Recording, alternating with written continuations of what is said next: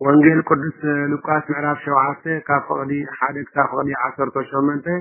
ዘሎ ቅዱስ ቃል እግዚአብሔር አምላክ ጌታና ኢየሱስ ክርስቶስ እንደቀ መዛሙርቱ ከም ዘስተማሮም ንመሃር ማለት እዩ። ኣብዚ ቅዱስ ቃል እግዚአብሔር አምላክ እንታይ ይድለና ምዕራፍ 7 እምነት ሓደ ሓለቃ ሚእቲ ከምዚ ድማ በለ ወፈጺሞ ነጊሮቶሙ ቃሎ ለህዝብ በአ ቀፍርናሆም وهل أحد مسن وجبروا ليداوي وأشتكى يموت وقبور وتبعيه وسمير بأنت أجري يسوس لك لعاك هذه ربنات أيهود يستبقه وكان ينسى ويعيو لا تقلئهم ويتنان أملغنا مدحنا يدخل سسكاء كل ضربوا نتم هزري أشيء سوداء ناب كفرناهم أتوى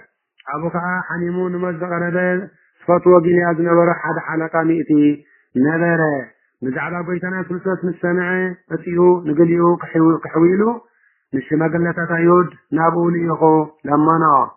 نساتم كان بيتنا كلس مسيام إذا كتقبر له يقبعي ما كالتيب كاورد إلهم لمانوا كمي نسون هزبنا يفتيو بيتا طولتنا خاسر حالنا خانسيو بلوا وانجيلا قدس ماتيس وديبن ماتيس كمانتا كالحمشة ساشدشة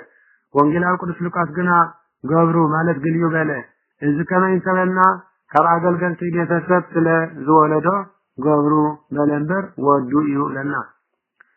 وهذا جزء يسوس نسيهامو وعسيكو هذا بيتو لعك أركتيه وأتمسن هذه إنزي من أجزاء تتسامو اسمه يدلوك كما تبع تحت أثر بيتيه وللي يدلوني انت عليك حكي እንታይ ድበለ ትሕትና ኢና ንማር ካብዚ ቃል እዚ ወይታናን አምላኽናን መድሓናን ኢየሱስ ክርስቶስ ከዓ ምስኣቶም ከደ ናብ ቤቱ ምስ ቀረበ ድማ ተሓለቃ ሚእቲ ኣዕርኽሊ ኢኹ ከምዚ ይበሎ ወይታይ ናብ ቤተይ ክተኣቱ ኣይግባእካን እዩ ኣነ እውን ናባኻ ክመፅእ ኣይግባእንን እዩ ማለት ኣይለቅዕን እሞ ኣይስድከም በሎ ኣቤት ሕትና ግናኻ ሓንቲ ቃል ተዛረብ ጊልያይ ከዓ ክሓዊኡ በሎ ኣነ እውን ብዓቕመይ አዛዚየ አጥዕተውን ጭፍራለውኒ ነዝኪድ ብሎ ንስኻ ይኸይድ ነትካለ ድማ ንዓ ብሎ ንስኻ ይመጽእ በለ ንግልያይ ወን ዝግበር ብሎ ንስኻ ይገድር በሎ ወይታናን አምላኽናን መድሓናን ኢየሱስ ክርስቶስ ነዚ ንሰምዐ ተገረመ ወሰሚዖ እግዚ ኢየሱስ እምኔሁ አንከሮ ወተመይቶ ወይ ይበለሙ ለህዝብ እለታለዎ ይረከብኩ ዘከመዝ ዘይተአመን በውስተ እስራኤል ናቶም ዝስዕቦ ዝነበሩ ህዝቢ ግልጽ ኢሉ ከዓ ጎይታናን አምላኽናን መድሓይናን ኢየሱስ ክርስቶስ ከምዚ ዝበለ አማኒ ኣብ እስራኤል እኳ ኣይረከብኩን ብለኩም ኣለኹ በሎም እቶም ልኡካት ናዴት ምስ ተመልሱ ድማ ነቲ ግልያ ሓዊዩ ረከብዎ ለና ስለዚ ቅዱስ ቃሉ እግዚአብሔር አምላኽና ዝኸበረ ዝተመስገነ ይኹን አሜን ጌታናን አምላኽናን መድሓይናን ኢየሱስ ክርስቶስ ወዲ ሓንቲ መበለት ካብ ሞት ከም ዘተንስአ ወመሳኒታ ሆረ ሃገረ እንተ ስማናይን ወሆሩ ምስሊሁ አርዳእዩ ወህዝብኒ ብዙሕ ወበፂሆ ሃበ አንቀጸ ሃገር ረከበ ቀበረ ጡረ ዘወልደ ብእሲስ መበለት ዘውእቱ አሐዱ ለእሙ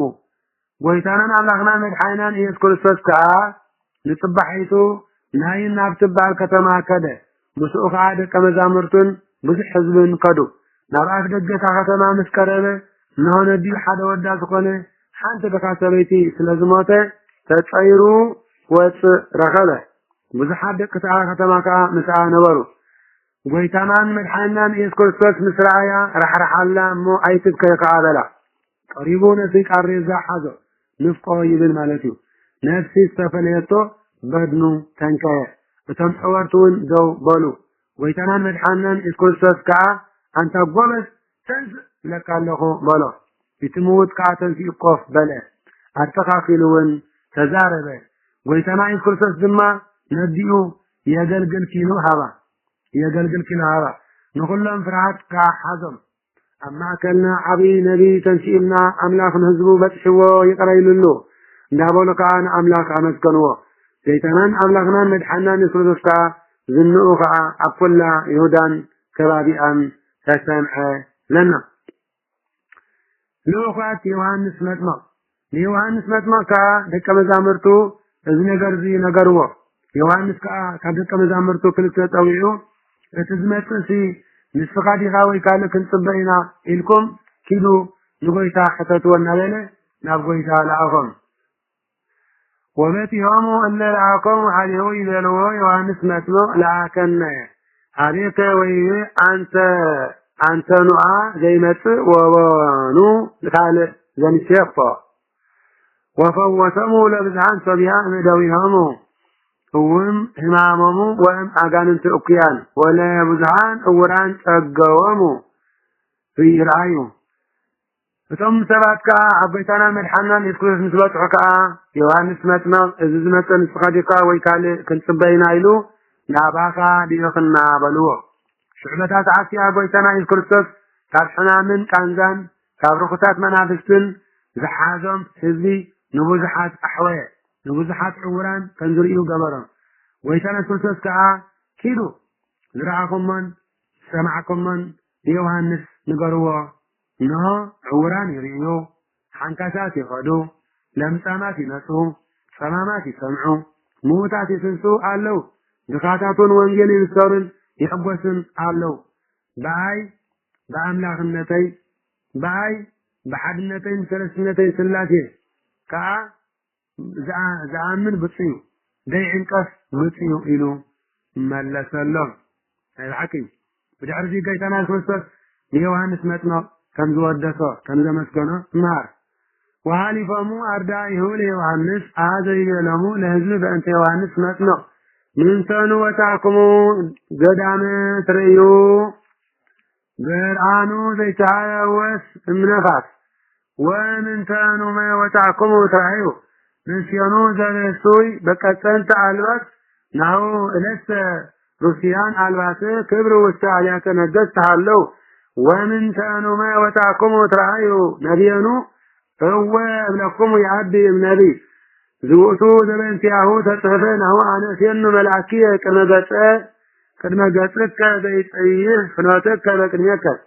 አማን አማን ብለኩም ኢሰንሳአ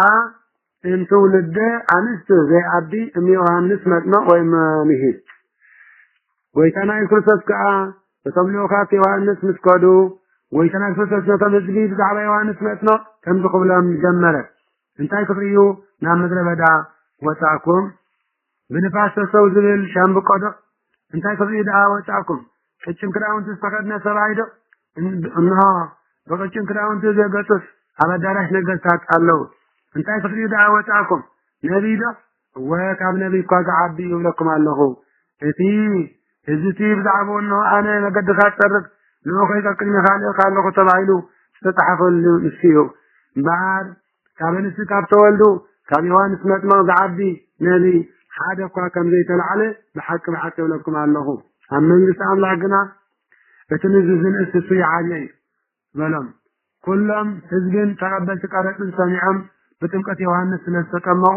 መንገዲ ኣምላኽ ቁኑዕ ምዃኑ ኣመኑ ፈሪሳውያንን ሊቃውንቲ ሕግን ግና ብኡ ብዘይምጥማቖም ነቲ ምኽሪ ኣምላኽ ነፀግዎ እምበኣር ንሰብ ዝወለዶ እዚ ብምንታይ ክምስለ ንመን ከይመስሉ ነቶም ኣብ ዕዳጋ ዝቕመጡ እሞ ንውፆቶም ፀዊዖም ብእምብልታ ነፋሕናልኩም ኣይሳዕሳዕኩምን ኣልቀስናልኩም ኣይበኸኹምን ዝብሎም ቆሊዖም ዝመስሉ ከመይ እንጀራ ዘይበልዕን ወይኒ ዘይሰትን ዮሐንስ መጥምቕ እንተመፀ ጋኔን ኣለዎ ትብሉ ወልደ እጓል እምሕያው ክርስቶስ ዝበልዕ ሰትን ኮይኑ እንተመፀ እንሆ በላዕን ሰታይን ወይንን ፈታው ተቐባሊ ቀለጥን ምስሓጣን ዝበልዕን ትብሉ